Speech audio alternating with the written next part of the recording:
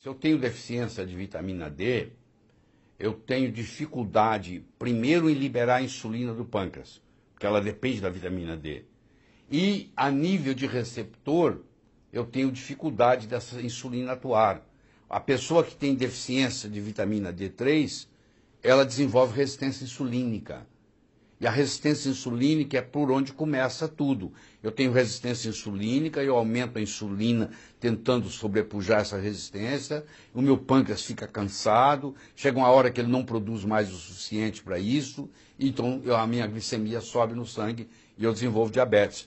Muitos anos antes de eu ser diabético, eu desenvolvi resistência insulínica. E a razão da resistência insulínica é pela deficiência da vitamina D. Então quem tem a vitamina D muito baixa tem uma predisposição a, eventualmente, desenvolver diabetes. Se você tem baixa de vitamina D, você tem deficiência de ácido clorídrico no estômago. Se você tem deficiência de ácido clorídrico no estômago, você não absorve uma série de minerais, incluindo, por exemplo, o zinco, que é o mineral mais concentrado no sistema nervoso central, que contribui na produção de neurotransmissores, como, por exemplo, a dopamina, a acetilcolina, o GABA, a serotonina. Então, se eu não produzo bem a dopamina, se eu não produzo bem a serotonina, eu desenvolvo depressão. Eu tenho depressão que é mais dopaminomimético e eu tenho que é mais serotoninomimético. Eu tenho depressão que depende mais da deficiência de dopamina e eu tenho depressão que depende mais da serotonina. E esses neurotransmissores são, direta ou indiretamente, dependentes da presença da vitamina D. Então você vai vendo como isso aí vai causando tudo, não é? A vitamina D, ela controla a tight junction. O que é isso? Quando você engole uma coisa, ela continua fora do seu corpo. Ela só entra no seu corpo quando ela for absorvida. Então no intestino, lá no intestino delgado, tem uma célula chamada enterócito. E o enterócito fica assim, um ao lado do outro, um ao lado do outro. E se isso aqui abrir, a comida entra, sem ser digerida e vai para o sangue. A vitamina D ajuda a segurar isso aqui. Isso chama tight junction.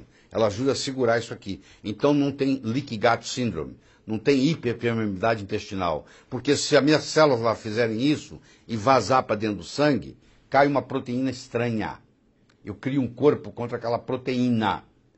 Por azar meu, aquela proteína tinha uma cadeia de aminoácidos parecida com a da minha tireoide. Agora que eu criei um anticorpo contra aquela proteína estranha, eu crio um anticorpo contra a tireoide. Aí eu vou desenvolver tiroidite de Hashimoto, porque eu tenho a deficiência de vitamina D, a doença autoimune. Então as doenças autoimunes estão relacionadas com isso. Isso chama homologia estrutural ou mimetismo molecular. Eu criar um anticorpo contra uma proteína e acabar atacando uma no meu corpo que é parecido com aquela sequência. Se eu adquirir um fungo, e esse fungo, eu com altos níveis de vitamina D, esse fungo não vai para frente. Uma candidíase sistêmica. Agora, se eu tenho baixo nível de vitamina D, eu tenho baixo nível de catalicidinas. Se eu tenho baixo nível de catalicidina, esse fungo vai florescer. E ele vai predispor ao câncer. Tem muitos cânceres que têm como a fisiopatologia a produção de fungos. Então, você vê que ela interfere em tudo quanto é lugar. É a substância mais efetiva que tem, como uma substância só. Se você perguntar, me diga uma só, eu diria a vitamina D. E é muito barato, entendeu? Mesmo se você for suplementar, o preço é muito barato. É mais barato que água, pra você ter uma ideia. Quando você tem deficiência da vitamina D3 quando criança, você fica com as pernas tortas igual a do Garrincha. Isso chama raquitismo. Quando você tem a deficiência da vitamina D3 e você já é adulto, você tem a chamada osteomalácia. O que é a osteomalácia? O meu osso está inflamado. O periósteo, que é a camada que cobre o osso, está inflamado. Então, se eu apertar, dói aqui, se eu apertar, dói aqui, se eu apertar, dói aqui. Qualquer lugar que eu apertar, dói. E o paciente chega no consultório e fala assim, doutora, eu tenho uma dor profunda nos ossos. Essa dor profunda nos ossos é característica da deficiência da vitamina D3. e que é confundida muitas vezes no consultório com uma outra manifestação que é a fibromialgia. Então, geralmente, o paciente é rotulado de fibromialgia.